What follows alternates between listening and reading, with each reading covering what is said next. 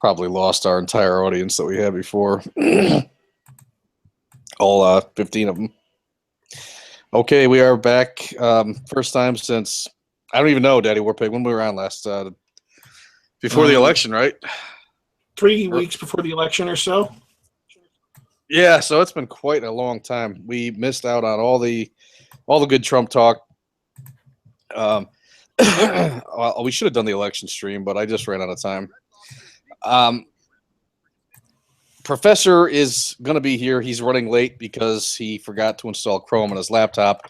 Once again, the only Asian on the show is having an issue with technology for, I think, the fourth straight show, probably. It's either his microphone, his laptop. There's always something with the professor. Then again, I found with Google Hangouts, they generally have a lot of, they're really flaky. And so a lot of problems. They'll have a lot of technical problems. Google Hangouts does. So tons of them. It stutters and jumps around for me, and sometimes I have trouble hearing because hearing you folks because the thing just stutters, stops, and spits. I don't know what the deal with it is. I really don't like it. I really want to switch to a regular podcast, but as we've gone over before, they're not free or generally cheap to do, and because sometimes we have guests and they charge extra if you want to have a guest or a call in, and they limit you to half an hour and all this kind of crap. So otherwise, you got to pay for it, and I'm just not willing to do that right now. Somebody else can if they want. I'm not gonna. I'm gonna e-beg. I should e-beg for one for podcast. So I guess Daddy, we're putting Patreon. That'll. What's that? Set up a Patreon. That'll work. Yeah, I'll set up a Patreon. Yeah. So, how surprised were you? I know coming into the show, or late October, whenever the last one was, that you seemed rather steadfast in your prediction that Trump could come back and win that election, and you were, of course, right, but you must have been at least a little surprised. Well, it's kind of weird for me. I mean, all of these people kept on saying, "Oh no, it's physically impossible that Trump will win. It can't win. It's absolutely impossible." And they were saying that for months, ever since he won the nomination. Like, no, that just is not true. Absolutely is not true. I don't know that Trump. This is what I was saying then, as we were going up to the election. I said, I don't know if Trump absolutely will win, but I know he absolutely can win, and saying otherwise is just silly. It just doesn't make any sense. Right, and so because you thought all those polls that said that he had 0% chance of winning, and I think what was the one on election night that Real Clear Politics or something? One of them was at like 10% chance, or the Washington Post poll maybe. Oh yeah, it was like 90. One of them was at 96% Hillary. Yeah, right. And so as the night went on, that number kept changing. So it was pretty fun to watch. And I have to be honest. I thought I was pretty skeptical going in. I know you and Professor both. Professor, was tweeting a lot about ignore the polls, and I was skeptical going into the night, very skeptical. And I have to admit that even as the night wore on and watching the returns on Fox, the Democratic pundits that were coming on there, the DNC talking pieces, they were still convincing me that I don't think that he wasn't going to win, and they had me convinced that Broward County was going to come back Democratic, and Hillary was still going to give her victory speech, and they were pretty good about it. I mean, honestly, right down to the end, they had me convinced that she was still going to win that thing. So I wasn't as optimistic as you. I wound up falling for it, I'm ashamed to say. I spent the last couple of weeks, 3 or 4 weeks, just I was doing my best because I always know he might win, but I was preparing myself for him to lose. I didn't want to be one of those people who, when Trump lost, was absolutely, would go insane. Like, there's a lot of people, if Trump had lost, would have just, flipped their lids. I was just ready, accept it, figure out how to live with it. I thought he was going to lose. I thought it was probably going to lose. So I spent a couple of weeks preparing myself for that. And And then when he started, picking up all kinds of states, I was like, well, all right then. Should have watched the Turks. I'm really, really glad Hillary Clinton lost. She would have been a terrible, terrible, terrible president.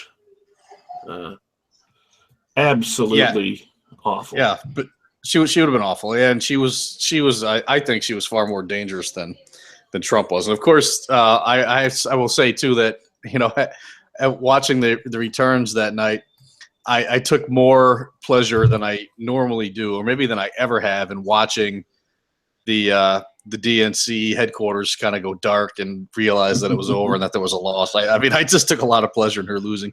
She was so smarmy, and honestly, her supporters, in all the years that I've paid attention to politics, they were some of the douchiest, most self-important. They all reminded me of that South Park episode where they were sniffing their own farts out of a wine glass. I mean, they were awful. They were just awful, and so it was so much better. It was so much fun to watch her lose. I thought my favorite moment of that night would be watching Rachel Maddow melt down, and that was really entertaining. Really? It was terrific. But my favorite was watching Wolf Blitzer, because he's talking to this really, really rational, stable, facts and analysis based guy who had memorized all these demographic information, and he's patiently trying to explain to Wolf Blitzer how impossible a Hillary Clinton victory was becoming. And Wolf Blitzer's every single comment, every single question was, well, she might win. It's possible. She could win. If this happens and that happens, this other thing happens. I just want to say I am getting a ton of audio dropout. So if there is silence or I talk over you, Daddy Warpig, it's just garbled. It's just a garbled mess. I'm having trouble hearing anything you guys are saying. Google Hangouts is just driving me nuts. So am I dropping out? Is my mic having problems? No, it's not your mic. It's the typical stutter and delay that I get when I use Google Hangouts. It never works right for me. I always have trouble hearing you guys. It just seems worse tonight than usual. Google Hangouts just blows. It just sucks. Professor, I see you jumped in there. Can you hear us? Yeah, I can hear you. Can you hear me? Yeah. Fuck. Same deal. Hear me? All right. Yeah, I can hear you. It's not you. It's definitely something on my end, and I don't know if it's my internet connection or what, but I don't think so, because I've tried logging on to other places and I still get the same. I have the same problem with Google Hangouts every single time. So yeah, I turned off the video, so hopefully that'll help. Yeah, even without the video, it's still I don't know what it is, and I switched over to Chrome. I used to try it in Safari, but is it because you're using a Mac? It's definitely not because I'm using a Mac. Daddy Warpig is using a Mac, and I don't think he has these issues. Do you have these issues, Warpig? I've had them much less since I moved to a new place with new internet. Oh, is that right? So I don't know. I've got Time Warner business class internet. It should be more than enough to handle this kind of broadcast, but I don't know. Maybe I'll have to call them. They're fucking useless anyway. I hate Time Warner. They're fucking terrible. Professor, we were just talking about our how we felt the night that Trump won, and we were watching the returns come in and all that, and because you had seemed more optimistic than most with the ignore the polls, he's still got a shot kind of thing. So how did you feel that night? Did you feel or did you feel like you just confirmed your own beliefs that he's going to win?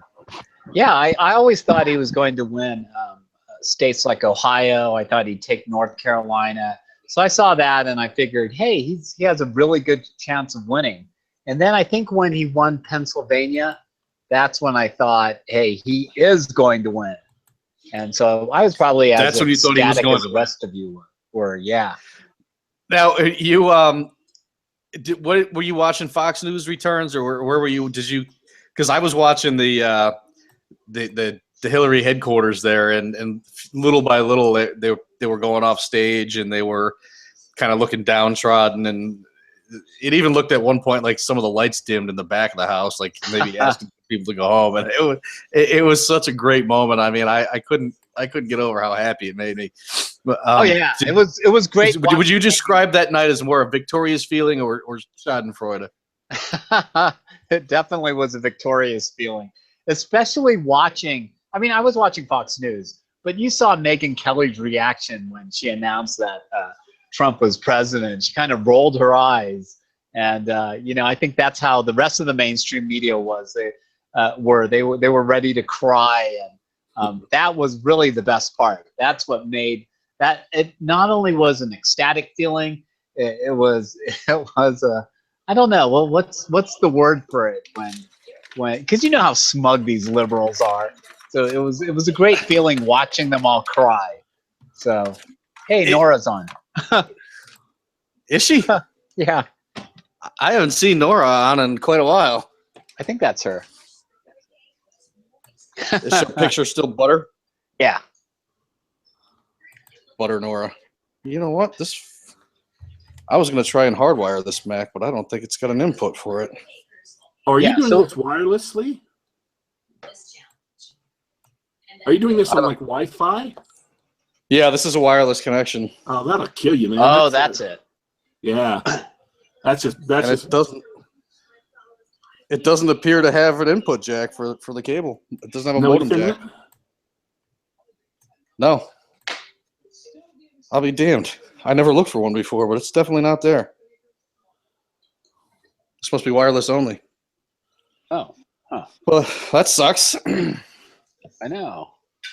Yeah, I'd never done any of these on wireless. That would kill you because it doesn't matter how fast your internet is at the house. You're automatically limited to the speed of wireless, and there are all kinds of things that are in that. I think it's 3.5 gigahertz band, or is it maybe 3 gigahertz band that jump all over your wireless. I had a wireless mouse once that would slow down my internet every time I used it because they were using the same frequency. Yeah, is Kate playing video games? Am I? No, Kate. She's probably playing video games. No one is. Oh. Nobody's on it, I don't think, except for me. So I don't know what the hell's going on. I wish there was a Hangouts app for Xbox or PS4 or something where I could just stream through there. Because that's what we used to do the old show through Skype, but I never had a single issue. And that was all wireless as well. Oh. The downloadable content was all wireless. Huh. And I never had an issue. It's not until I got to Google Hangouts that I had a problem. So, Professor, I do want to say, I want to talk a little bit about the ongoing meltdown, the ongoing national tantrum that's occurring here with the left, because I find it hilarious. Up until yesterday, I think maybe when what's the name of that group, Resist 20 or something, that was going to basically plan a chemical attack during the inauguration, right? And try to shut down the inauguration and the deplorable, which I don't really know all that much about. But between the celebrities, I don't know if you haven't seen the write-up.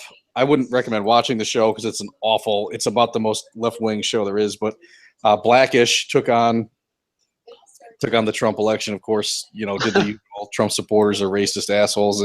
They had the token white girl on the show, turn out to be a Trump supporter, and when they pressed her on it, she couldn't defend herself. She couldn't defend her position at all. So they made her look like a stupid fool.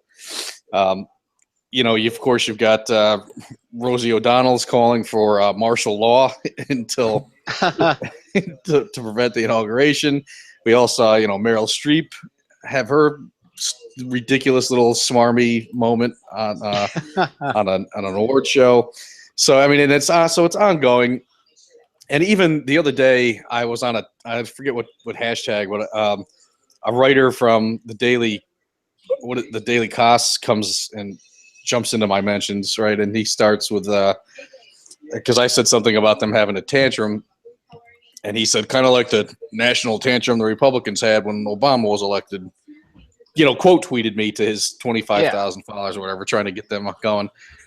So I asked him simply where. Show me the tantrum. Show me the right threatening to stop an inauguration. Show me the right threatening to shut down Washington before an inauguration. You show that to me. Show me the millions of people threatening to march on Washington, D.C. to disrupt or prevent an inauguration. And then he said, well, it was more your thinly veiled attempts to, or your thinly veiled threats to assassinate Obama. I said, okay, show me those. Right. Then. Yeah, where is it? And then boom, he just blocks me, right? Now, this is a writer for a fairly popular left-wing magazine. Okay. Who couldn't even defend his simple, I guess, thinly veiled is code for I interpreted it this way, so that means it was definitely a threat because I interpreted it that way. It's like a code, you know what I mean? It's like a code you can use to justify any interpretation of anything. Yeah. Thinly veiled. It's vague. So I don't know if that is. There's probably a name for it, a rhetorical tool of some kind. There's probably a name for doing it, but you know, I mean, it's called libtard. Yeah, it's called libtard. I mean, what a second-rate hack to jump into my mentions, and then he, you know, to me, don't you think he looks foolish retweeting that quote retweeting me to all his followers and all his readers, and then being completely unable to defend his position to the point. But does he look? And why don't they see that? Why don't they say, "Wow, this guy is a fucking idiot. I can't believe I read his articles." Yeah, because they're smug and arrogant and elitist, as you always point out. You know, they can't conceive of any worldview other than their own. And in their worldview, they're right, and everyone else is wrong. No, it's not that we're wrong. We're evil, right? And so, yeah, at the slightest pushback, they always block, right? Because they really can't argue. They have no basis for their positions. So the only thing they can do when confronted with the truth is to block. But yeah, they're babies. They're hypocrites because absolutely. Even if it was true that Republicans said those things and they didn't, it wasn't to the same extent as the Democrats. And the other thing is, you can't excuse bad behavior with more bad behavior. You know, they're just being hypocrites. And I think that what the Democrats are doing is far worse than anything the Republicans ever did, you know, in protest of Obama. You have over 50 congressmen and women not attending the inauguration just because they're bitter. They're crying. And their excuse is so ridiculous. Russians. I mean, how can it doesn't make any sense. I don't even want to bring up the Russians because it doesn't make any sense. It's just an excuse. They're babies. They lost. Get over it. That's it. Hey, what happened? It's just a tantrum. I don't know. I'm cutting in and out here. This is just going crazy. Yeah. So I'm with you guys, is what I'm saying. Say that again? No, so I agree with you and Daddy Warpig. That's all. Yeah, we're cutting out. Yeah, this is brutal, man. I can't even. This is just brutal. I can't hear you guys, and nothing's working. I'm not sure what to do. I wonder if I can relaunch it. Yeah. I don't know if I can relaunch this thing. If you do, you have to tweet out a new. It'll give you a new YouTube link. I wonder if I can relaunch it. Nora, stop saying daddy. What if I wonder if I drop out, will it keep going? I don't know. You started it. You might kill the whole thing. Great. This is fucking awful. We got to find another way to do this. You know what? I guess we'll just try and struggle on now at this point, because if everyone's going to leave and it's going to be pointless trying to. Shit. Did I just drop out entirely? No, you're there. I hear you. All right. Well, fuck it. We'll just try to finish it for tonight, and I'm going to investigate options that are not hangout for next week. Professor, I am going to load iDropout, a new Apple product. I know. I saw that, Christian. I'm going to try. I'm going to get Dark Souls loaded up. I think you want to Twitch that thing tomorrow night. You think? Oh yeah, I'm ready. So let's tell everybody that. Let's Twitch stream. We're going to Twitch Dark Souls 3 tomorrow night, and I'll load up a character and get ready to do that. Yeah, you have to get past the first boss before we can co-op. There's a boss you have to fight on your own. They don't allow any co-op. Oh, okay. So I got to get past the first boss. Yeah. And the bad thing is, if you don't beat him the first time, because with the first boss, he starts off frozen. You have to pull a sword out of his belly or something, and he doesn't move for a long time, so you can start hitting him and whittle his health down to half. But if you don't kill him the first time, he doesn't start off frozen, and the next time he's harder. So you should try to kill him the first time.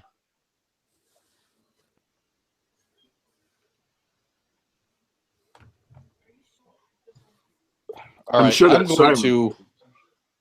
I'm gonna kill this. I gotta kill this, and then I can try. Should I try and launch a new stream, or Try to leave and come back in. We'll see if it still keeps running. Nora says it'll still keep running. So yeah, we'll stay. All right, let me see if I can do that. So while he takes off and comes back, we see if everything continues to run. Are there any other games you play, Professor, besides Dark Souls?